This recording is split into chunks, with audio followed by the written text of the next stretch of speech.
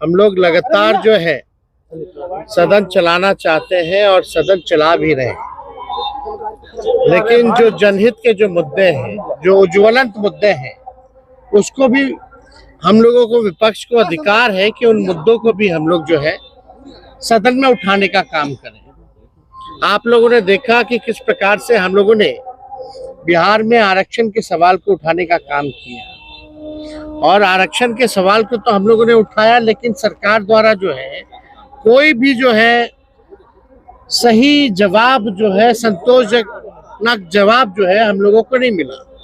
आज हम लोगों के साथियों ने, सभी लेफ्ट पार्टियों ने, माले के लोगों ने, आरजेडी कांग्रेस के लोगों ने, जो देश में सबसे ज्वलंत मुद्दा है वक्फ बोर्ड को लेकर के, इसको हम लोगों ने उठाया, लेकिन स्पीकर साहब ने हम लोगों को वक्त नहीं दिया इस पे कोई बात करने को, और सीधे जो है खारिज कर दिया गया। देखिए, केंद्र सरकार द्वारा पूरी तरीके से साजिश है देश में नफरत फैलाना। ये पूरी तरीके से जो वक्फ बोर्ड का जो बिल लाया गया है, ये असंवैधानिक बिल है, और इसका विरोध हम लोगों ने पार्लियामेंट में भी किया, सड़कों पर भी करेंगे, और बिहार में विधानसभा में भी हम लोग कर रहे हैं।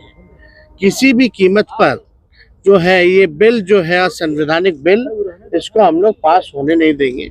हालांकि ये मुद्दा जेपीसी में है, वहाँ हम लोग अपने दल के तरफ से हम लोग मजबूत तरीके से हम लोग अपनी बातों को रख रहे हैं, लेकिन सरकार का एकमात्र एजेंडा है हिंदू मुसलमान में नफरत फैलाना। और इस देश की खूबसूरती ही डाइवर्सिटी है, देश की खूबसूरती डाइवर्सिटी है, इसलिए किसी भी प्रकार से जिस प्रकार की नफरत की राजनीति हो रही है, इसके खिलाफ हम लोग हमेशा से खड़े रहेंगे। दूसरी बात हम ये बताना चाहेंगे आप लोगों के समक्ष कि कल उप मुख्यमंत्री सम्राट चौधरी जी ने, जब हम आरक्षण की बात कर रहे थे, तो उन्होंने एक झूठा बयान दिया, और असत्य कहना, झूठ कहना, उप मुख्यमंत्री को शर्म से डूब मरना चाहिए। जो हम बातें करें, उन्होंने कहा कि 90 से लेकर के 2004 तक हम लोगों ने कोई आरक्षण ही नहीं दिया। इन लोगों तो, सम्राट चौधरी जी हम ही लोग की ना पार्टी में थे, पहली बार तो लालू जी ने इनको टिकट दे करके जिताए, मंत्री भी बनाए, क्या क्या हंगामा हुआ तो सब लोग जान रहा है। लेकिन उनको कम से कम जानकारी होनी चाहिए कि लालू जी की सरकार ने, राबड़ी जी की सरकार ने कितना आरक्षण लोगों को दिया। उनको इतिहास पता होना चाहिए। सबसे पहले जो आरक्षण जो है पिछड़े अति पिछड़ों का, आप देखिएगा, फैक्ट चेक कीजिएगा, तो 1978 में जन नायक कर्पूरी ठाकुर जी ने दिया था, पिछड़ों को 12% और अति पिछड़ों को 12% और पिछड़ी जातियों को 8% आरक्षण दिया था। और उस समय भाजपा के लोग क्या क्या नारा लगाते थे कर्पूरी जी के खिलाफ, आज सम्राट जी को याद है कि नहीं है? जरा पूछिएगा, फैक्ट चेक करके बोलना चाहिए। जब लालू जी जो है, इसके मतलब 1978 के बाद 12 साल बाद लालू जी 1990 में जब मुख्यमंत्री बने, उन्होंने 12% जो अति पिछड़ों का आरक्षण था उसको 14% कर दिया था। और ठीक उसके 10 साल बाद, यानी 90 से 2000 में, जब राबड़ी देवी जी प्रथम महिला मुख्यमंत्री जब मुख्यमंत्री बनी, झारखंड जब अलग हुआ, तो आप देखिएगा आरक्षण जो 14% जो अति पिछड़ों का था उसको बढ़ा करके 18% जो है करने का काम किया। और 2005 में आप देखिएगा कि सरकार हटने के बाद 2005 में नीतीश कुमार मुख्यमंत्री बने, उसके बाद से SC ST OBC आरक्षण की सीमा कभी नहीं बढ़ाई गई। और ठीक कब बढ़ा? जब हमारी 17 महीने की सरकार थी। तो ये जानकारी होनी चाहिए। हम लोगों ने 65% किया पिछड़ों का, अति पिछड़ों का।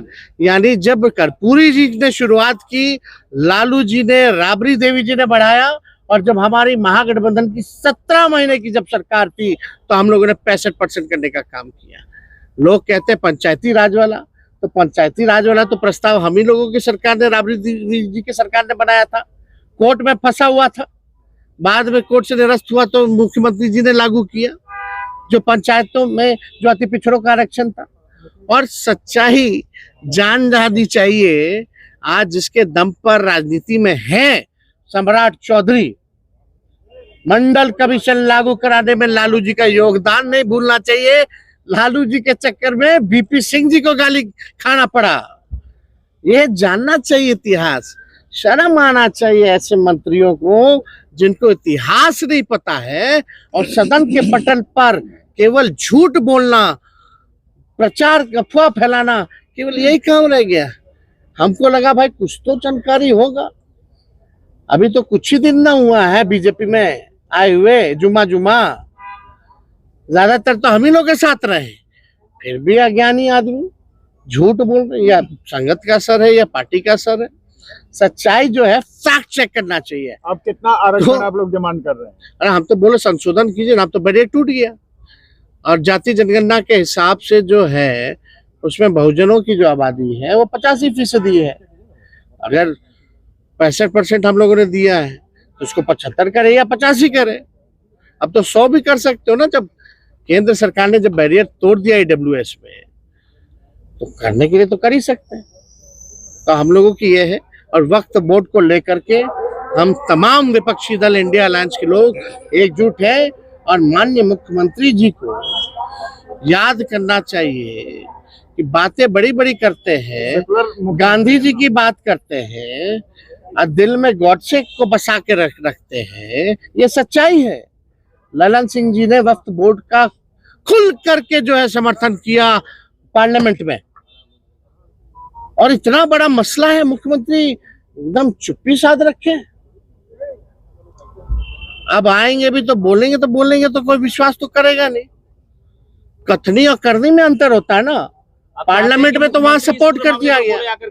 अभी भी वक्त है नीतीश कुमार जी के पास कि किसी भी प्रकार से, अगर आप संविधान में विश्वास करते हैं मुख्यमंत्री जी, आप गांधी जी के विचारधारा में विश्वास करते हैं, तो किसी भी कीमत पे इस बिल का आप समर्थन मत कीजिए। हालांकि आपके नेताओं ने आपके निर्देश पे पार्लियामेंट में इसका समर्थन किया है, लेकिन अभी भी है, अपनी गलती को सुधारें।